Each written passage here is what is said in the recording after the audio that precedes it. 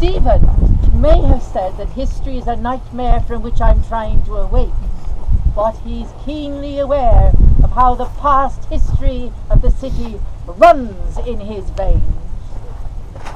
The grainy sand had gone from under his feet. His boots trod again a damp, crackling mast, razor shells, squeaking pebbles that on the unnumbered pebbles beats, wood sieved by the shipworm, lost armada. Unwholesome sandflats waited to suck his treading soles, breathing upward sewage breath. A pocket of seaweed spouldered in seafire under a midden of man's ashes. He coasted them, walking warily. A porter bottle stood up, stogged to its waist in the cakey sand dough. A sentinel, isle of dreadful thirst. Broken hoops on the shore, at the land a maze of cunning nets, farther away chalk-scrawled back doors, and on the higher beach a drying line with 2 crucified shirts. Rings End, wigwams of bronze steersmen and master mariner, human shells. He had come near the edge of the sea, and wet sand slapped his boots.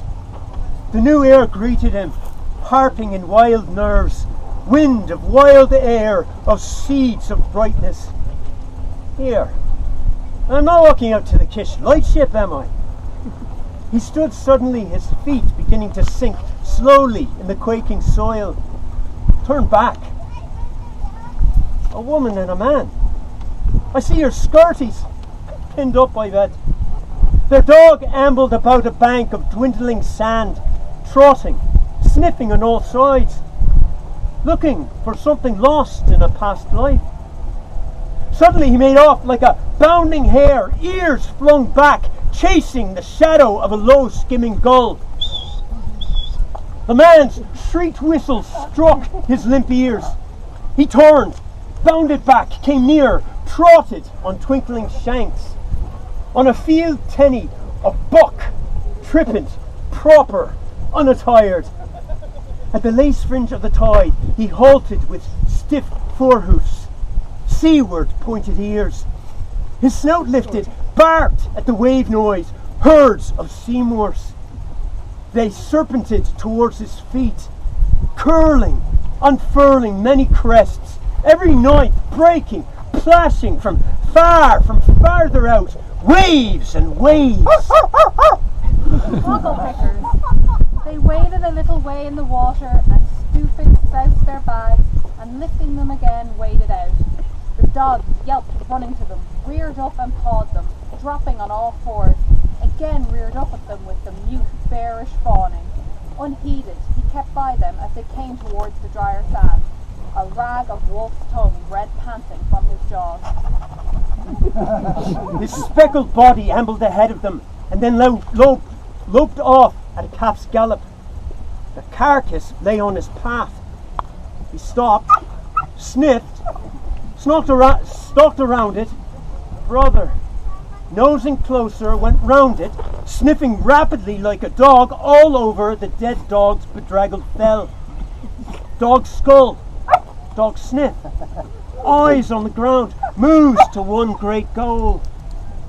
Ah, poor dog's body. Here lies poor dog's body's body. Cathers, out of that, you mongrel! The cry brought him skulking back to his master, and a blunt, bootless kick sent him unscathed across the spit of sand, crouched in flight. He slumped back in a curve. Doesn't see me. Along the edge of the mould he lolloped, dawdled, smelt a rock, and from under a cocked hind leg pissed against it. He trotted forward and, lifting his hind leg, pissed quick short at an unsmelt rock. Oh, the simple pleasures of the poor. Am I walking into eternity along Sandy Mount Strand? Crush, crack, crick, crick.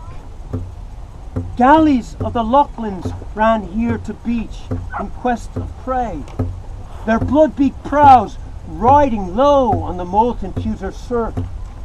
Dane Vikings, torques of tomahawks, a glitter on their breasts when Malachy wore the colour of gold. school of turtle-hide whales, stranded in hot noon, sprouting, hobbling in the shallows. Then from the shallow cagework city, a horde of jerkin dwarfs. My people, with flayers' knives, running, scaling, hacking at green, blubbery whale meat. Famine, plague, and slaughters. Their blood is in me. Their lusts, my waves. I moved among them on the frozen Liffey. That I, a changeling, among the spluttering resin fires. I spoke to no one, none to me.